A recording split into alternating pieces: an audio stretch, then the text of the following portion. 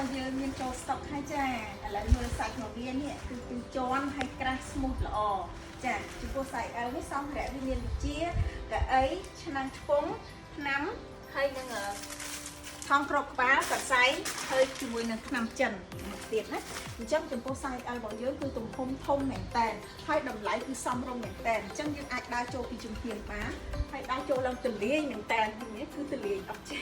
ធំមែនតើគឺបងអាចលាបដៃទៅថឹងនៅក្នុងទូចេះបានហើយយើងអាចចេញនៅក្រៅចេះបានហើយចំពោះអត្ថភាពវិញគឺយើងអាចបើកបិទបានបើកបិទយ៉ាងនេះមកនេះស្រួលអានេះសម្រាប់យើងដាក់ទូរស័ព្ទនិងសម្ភារៈរបស់យើងផ្សេងទៀតអញ្ចឹងទូរបស់យើងគឺធំហើយសាច់របស់វាគឺ smooth ល្អក្រាស់នេះ2ជាន់អញ្ចឹងគឺមានដល់2ជាន់ឃើញទេសាច់គឺ smooth ល្អណាស់នេះបងនិយាយមើលទៀតនេះ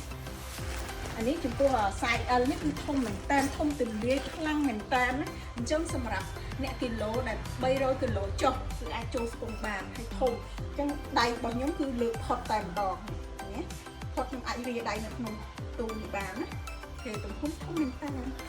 ចង់បានតម្លៃសមរម្យគឺថ្លៃអាច inbox មកបានណា